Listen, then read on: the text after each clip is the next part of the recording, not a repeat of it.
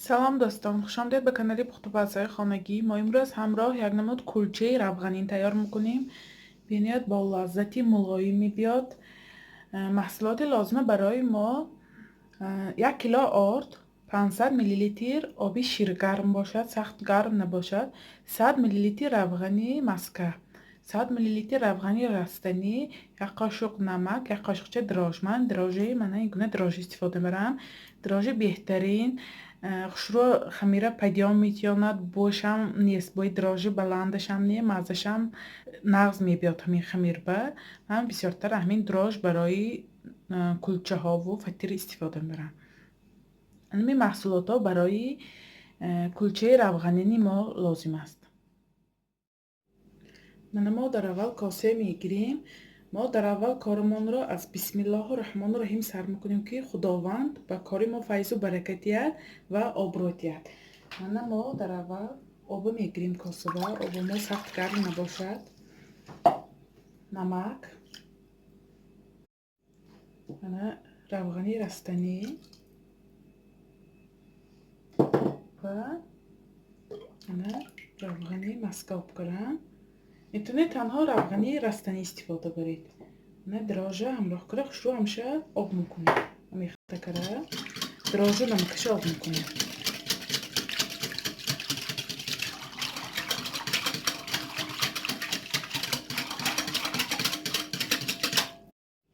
من اکنون اردوموی همراه کنه خمیری سخت تیار میکنیم.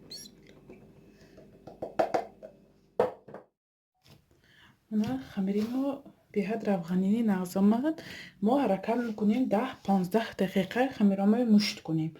برای چی؟ برای اینکه همین خمیرامو ما بسیارتر مشت کرده خمیرامو پزانیم. همین خمیر کلچه خشرو میگیرد. برای همین ما باید 10-15 دقیقه خمیرامو مشت کنیم. خمیری ما تیار شد. نگاه کنید خمیرامو چقدر سلیق آمد روش. از سبب همین بسیار مشت کردن.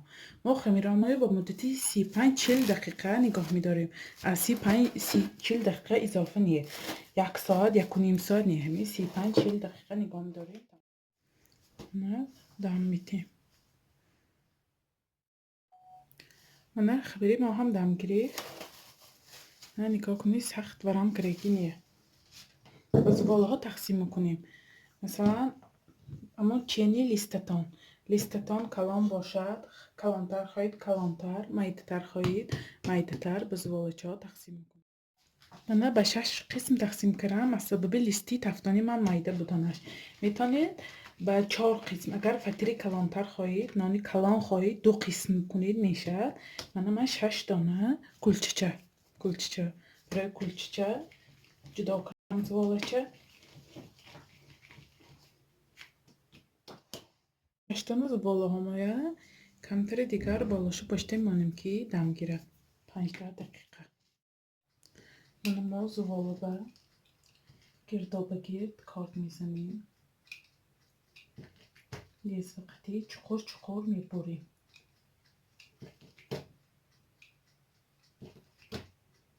گردابه گردی زباله ها چاق زنانده چقورتر میگیریم که وقتی کشادنده مثل گل شکوفت. زباله ها به کارد زدیم. گردابه گرد ما بینشه زیر میکنیم. مشتا موقتی لکه نگاه کنید چقدر گلی خشرو کشاده شد. ما بینشه فقط جدا میکنیم.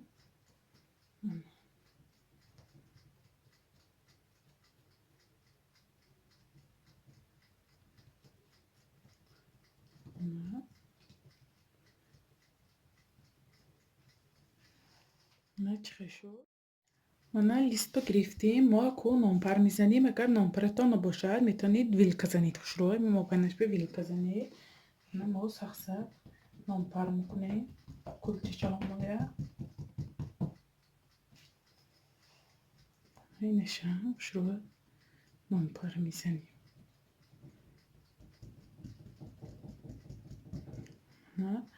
نامپر کریم اکو خشروی تخم میمالیم. من زردی تخم با کمتر آب همراه کنم. میتونید شیر همراه کنید. میتونید زردی سفیدی تخم مالیده میشد.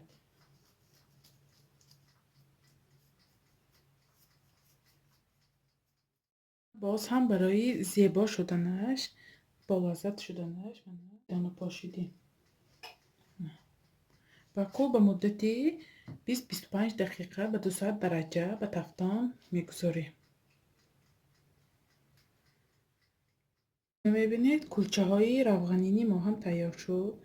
من چقدر نمودش آمد، رنگاش چقدر خوش روی من گلاش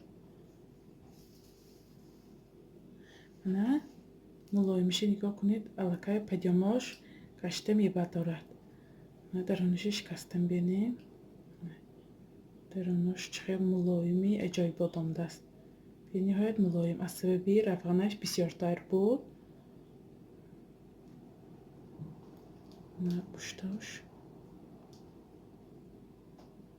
شما هم حتما برای نزدیکان خود تیار کنید.